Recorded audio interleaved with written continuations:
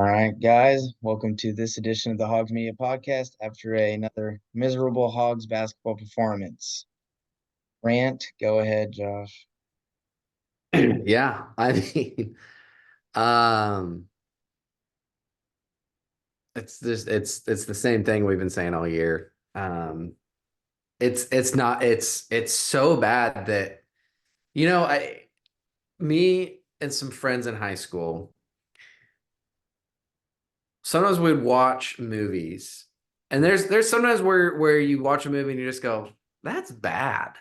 But then there's some movies that are so bad that they become iconic for being bad, and you actually enjoy watching it again because you're just laughing at it. You're laughing at like what, like the Room, like that movie, and there's other ones that are just like famously bad that it's like not even that you can just like pinpoint something like, oh, the acting was bad or the writing was like, no, it's just like a really sad like thing that you just kind of laugh at it and you have a good time. That's where this team is at. Like it's no longer just like, that was so frustrating because they had so many turnovers, and if they didn't have those turnovers, we could have won. Or they were so bad at 3-point shooting, and if they would have just made their threes, we could have won. Or oh, their assists were so bad and their ball movement was so bad. If we just would have limited that, we could have won. Or our defense, if we just would have locked down dribble drives, or if we would have just gotten rebounds. It's all of it. Like our turnovers in the first half, especially. I mean, like there was like 5 out of 6 possessions in a row where we just gave it right to Ole Miss. Like, what are we doing? It was miserable to watch. Like It was, yeah, it was definition horrible. of insanity. Everybody says this quote all the time. Is doing the same thing and expecting a different result. Yeah, we just keep putting the same product on the floor and expecting us to even have a chance. I mean, Yeah. must played everybody tonight. No, I know everybody won't agree with this. I don't really care. DJ Harris gives more effort than anybody else on the floor. Okay. He I mean, plays I'll give you that. Uh, not an SEC level talent. I know that, like obviously, but he yeah. busted. But and on this year's team, that means something. On past years, he would have never seen the floor. But this year, it seems like the effort level is so low that we Yeah. need like that to. He's Yes, he has a lot of energy. Yeah, Um, it's frantic. I mean, and it doesn't yield results. He got 0 rebounds. yeah. He was 1 for 1, shooting. He had a really close bunny, I think, towards the end there.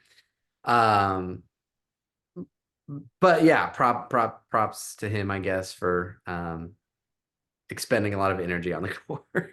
I just love the effort. I get so tired of Trevin Brazil, who's supposed to be our dude, just half-assing it. Other guys half-assing it. Give Yeah, effort. You're a college basketball player. Do you not want to be good? Do you like getting your butts kicked every game? every game. We have game day coming Saturday, the first time ever, and we're gonna get our asses handed to it. Yeah. Well, unless this team just does what it did against Duke and just pulls a miracle out of its butt I and don't know just like so decides how the team for once. team beat Duke. I don't know. Yeah. That win looking like the team has gotten progressively worse over the season. Like we are worse now as a team than we were against Duke, Oh yeah, game 9 or whatever that was. It's it's weird. It's shocking. I mean, at this point, I'm not shocked.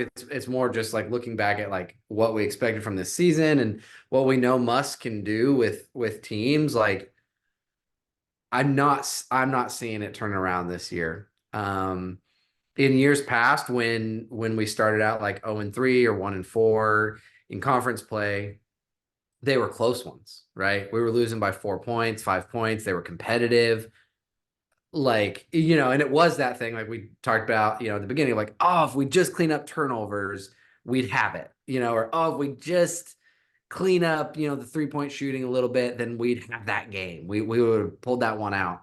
This year, I mean, we are consistently getting blown out by record numbers. I mean, Auburn set a record against us tonight, Old Miss set a record against us.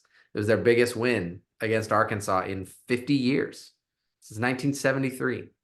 You know, we Losing to Florida by 20, what was it, 22 or 26, like losing to Georgia by 12, and they were up by 18 at one point. Like these are not competitive games. I mean, it's really bad from the get-go, and they stay bad the whole time. And the one win that we had, we showed kind of how sad of a team we are by giving up a 20-point lead at home and just blowing it. it's so hard to go from the A&M game where we showed a glimpse of what we can be and to just keep putting these performances up. Like Yeah. why is it so hard for us to play good basketball? Like we're not even playing decent basketball. You just said we just throw the ball away. We're just throwing passes to them. We're just throwing. I mean, first minute, Devo just goes backcourt. It's like, what? You're a Yeah. 4-year player, Devo. A stud for us in the past years. What are you doing? Yeah. I'm looking at our We stats right have now. You we said have no ability to uh use a screen. I you mean, noticed that too. Oh like my literally goodness. our guard on every single possession, he's getting a screen and getting trapped. You He's won't getting a use. screen, getting trapped, getting a screen, getting trapped. Like we don't know how to pass it to the roller. Our big guys don't really know how to find like the open spot. Our guards don't know how to do like a hezzy and go, like kind of like pull the center out and then go past him, or kind of penetrate and then go around and then go through. Like literally all they do is they kind of like see the screener, they just kind of like casually dribble to like It dead looks man's like they're gonna corner. use it, and then they just dribble. They retreat, dribble back, and it's like use the screen. And if the roll's not there, then get the help over, kick it. And we Right. we don't do that. We did it against Duke, and that is it.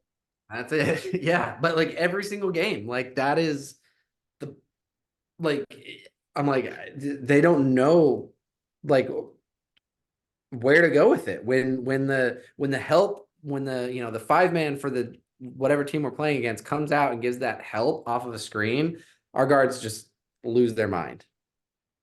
It's bad. It's like blow past them.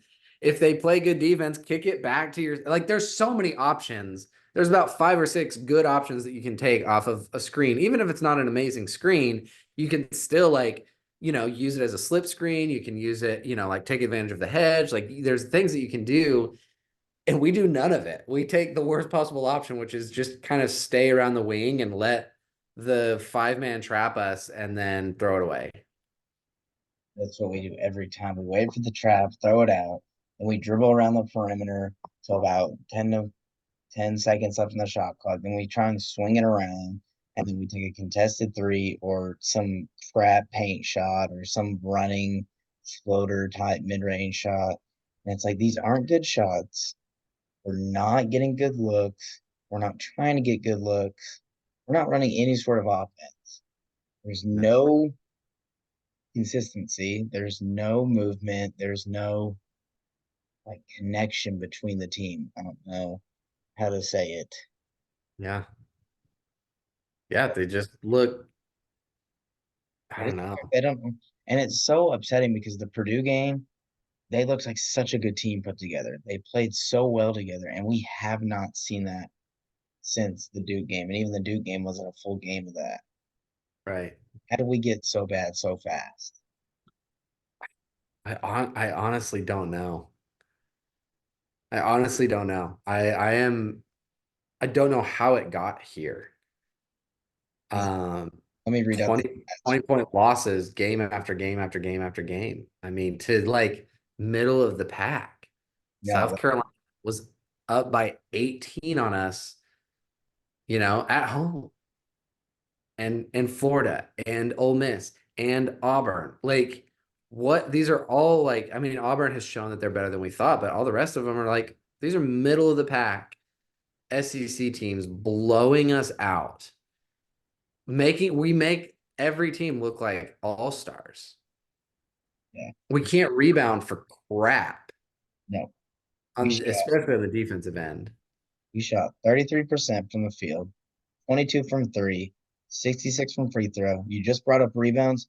28 tonight, 9 offensive, 19. They had 43, 16 offensive, 27 defensive. They had 4 more assists, 5 more steals. We had more blocks, and we had 14 turnovers.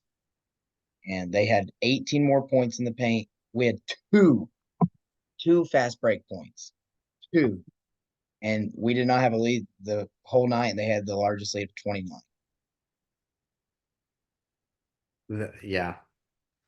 I mean, the first 5 minutes, I think at the like 15-minute mark, 14, maybe even into the 14s, we were sitting at 6 points, but we had only made one field goal because we got fouled once and got 2 free throws, and then the goaltending call, which maybe in the box score counts as a field goal. But like in 6 minutes of play, we made one shot in play.